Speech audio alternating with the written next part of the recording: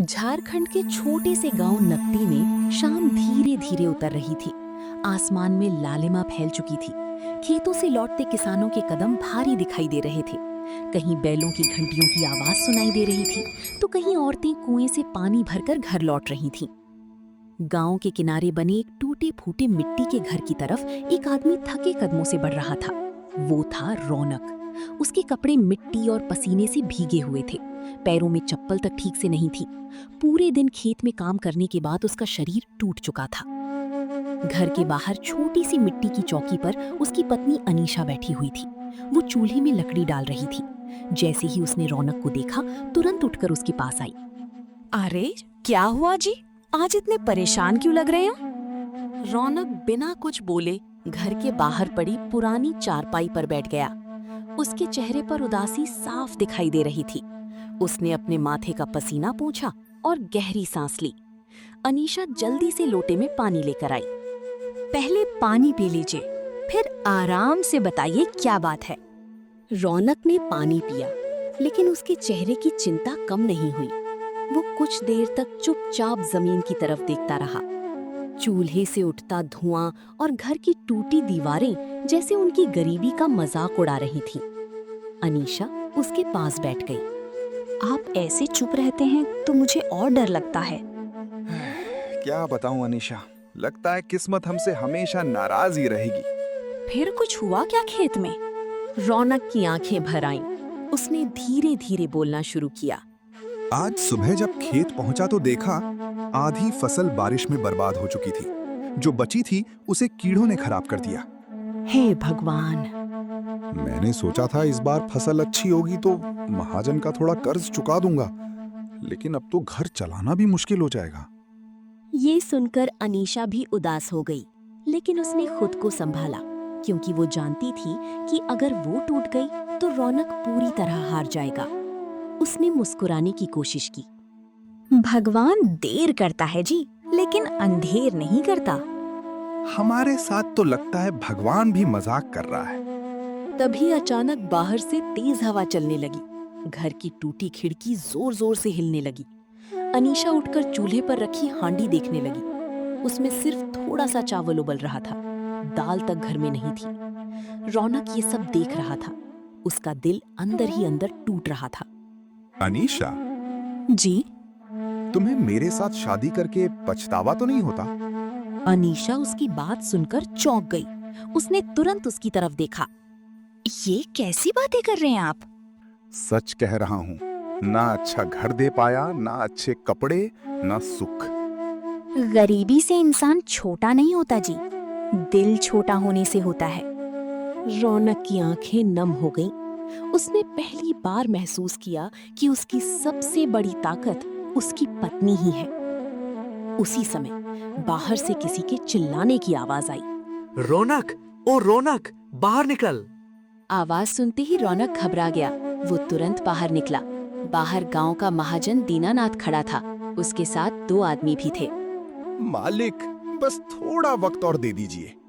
हर बार यही बोलता है। सुन ले, अगर अगले महीने तक पैसे नहीं दिए ना, तो खेत भी मेरा और ये घर भी।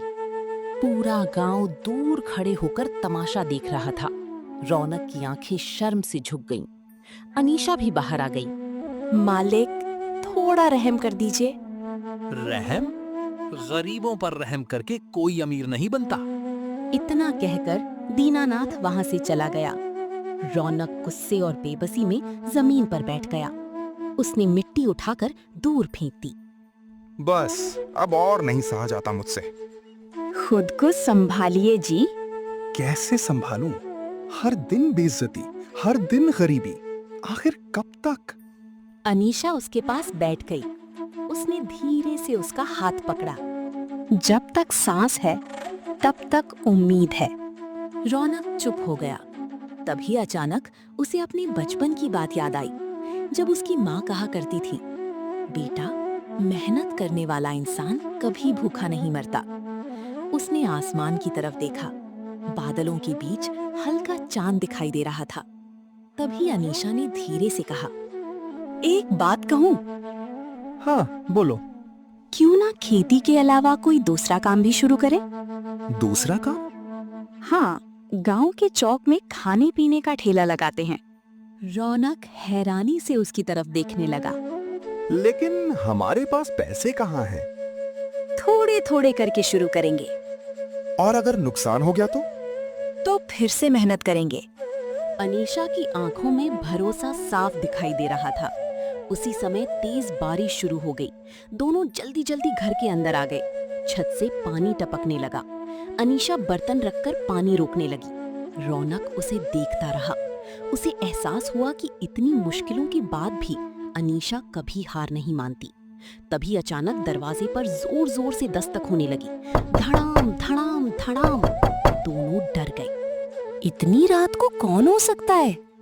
तुम यहीं रुको, मैं देखता हूँ। रौनक धीरे धीरे दरवाजे की तरफ बढ़ा। उसने जैसे ही दरवाजा खोला, सामने एक बूढ़ा आदमी खड़ा था। उसके कपड़े बारिश से भीगे हुए थे और हाथ कांप रहे थे। बेटा, बहुत भूखा हूँ, कुछ खाने को मिल जाएगा? रौनक और अनीशा ने एक दूसरे की तरफ देखा। घर में बस थोड़ा सा खाना बचा था, लेकिन अनीशा तुरंत अंदर गई और बचा हुआ सारा खाना लाकर बूढ़े आदमी के सामने रख दिया। बूढ़ा आदमी खाना खाने लगा। कुछ देर बाद उसने मुस्कुराकर दोनों की तरफ देखा। तुम दोनों बहुत अच्छे इंसान हो। याद रखना, बहुत जल्द तुम्हारी किस्मत बदलने वाली है।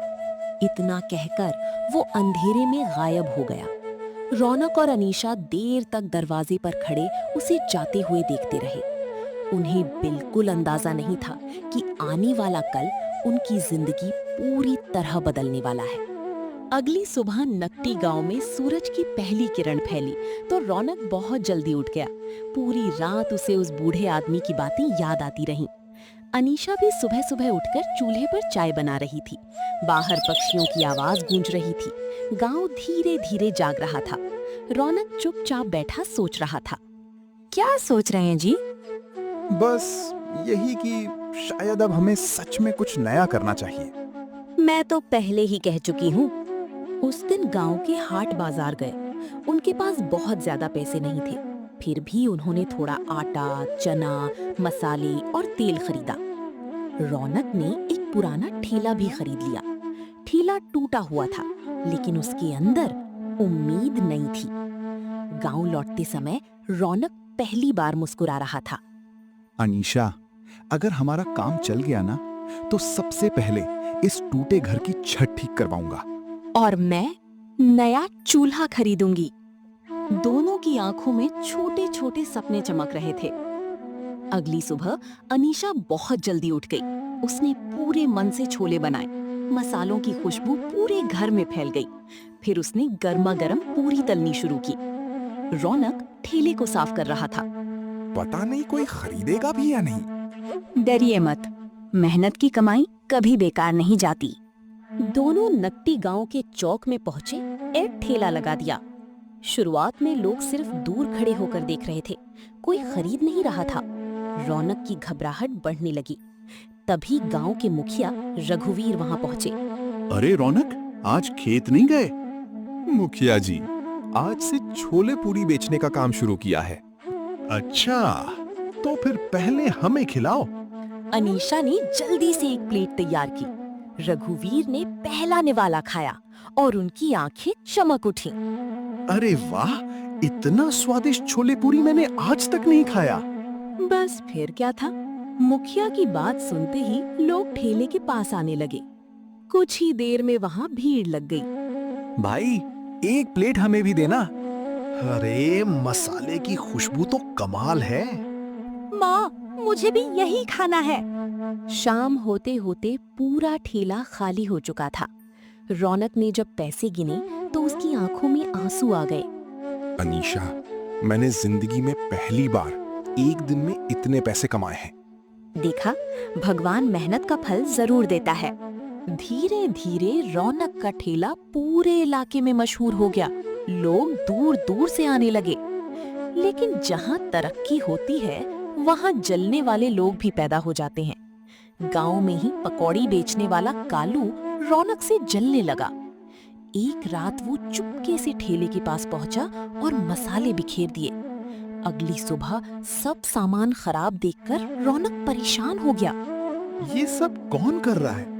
कोई हमसे जल रहा है। कुछ दिनों बाद गांव में अफवाह फैलने लगी। रौनक खाने में खराब चीज मिलाता है, उसका खाना मत खाओ। धीरे धीरे ग्राहक कम होने लगे, रौनक टूटने लगा। लगता है किस्मत फिर हमारा साथ छोड़ रही है। सच्चाई ज्यादा दिन नहीं छुपती। उस रात रौनक और मुखिया रघुवीर ने मिलकर निगरानी करने का फैसला किया। आधी रात को वही आदमी ठेले के पास आया।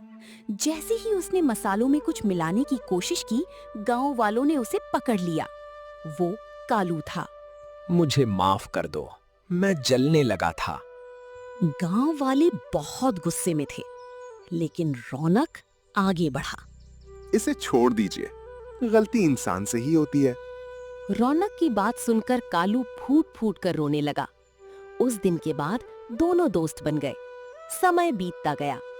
अब रौनक ने गांव में छोटा सा ढाबा खोल लिया था। बाहर बड़ा सा बोर्ड लगा था, अनीशा स्पेशल छोले पूरी। दूर दूर से लोग वहां खाने आने लगे। धीरे धीरे रौनक ने गांव की बेरोजगार लड़कों को भी काम देना शुरू कर दिया। अब कई घरों का चूल्हा उसी ढाबे से जलने लगा था। एक दिन वही बूढ़ा आदमी फिर से ढाबे के बाहर दिखाई दिया। रौनक उसे देखते ही दौड़ पड़ा। बाबा, आप? कैसे हो बेटा? आपकी बात सच हो गई बाबा, हमारी जिंदगी बदल गई। बूढ़ा आदमी मुस्कुराया। मैंने कहा था ना, इंसान की सबसे बड़ी ताकत उसका अच्छा दिल होता है। इतना कहकर वो भीड़ में कहीं गायब हो गया। रौनक बहुत देर तक उसे ढूंढता रहा, लेकिन वो फिर कभी दिखाई नहीं दिया। उस रात ढाबा बंद होने के बाद रौनक और अनीशा अपने नए पक्के घर के बाहर बैठे थे। ठंडी हवा चल रही थी, आसमान में चांद चमक रहा था। याद है, एक समय ऐसा था जब हमारे घर में खाने तक के पैसे नहीं थे। हाँ, और आज भगवान ने सब कुछ दे दिया। भगवान ने नहीं जी, आपकी मेहनत ने। रौनक मुस्कुराने लगा। उसकी आंखों में खुशी थी, संतोष था और अपने गांव के लिए प्यार था। धीरे धीरे नकटी गांव के लोग रौनक को गरीब किसान नहीं, बल्कि मेहनत और इंसानियत की मिसाल कहने लगे। दोस्तों, जिंदगी में चाहे कितनी भी गरीबी और मुश्किलें क्यों ना आए, अगर इंसान मेहनत, ईमानदारी और इंसानियत का साथ नहीं छोड़ता, तो एक दिन किस्मत जरूर बदलती है। अगर आपको ये कहानी पसंद आई हो तो वीडियो को लाइक करें, चैनल को सब्सक्राइब करें और बेल आइकॉन जरूर दबाएं। मिलते हैं अगली दिल छू लेने वाली कहानी में।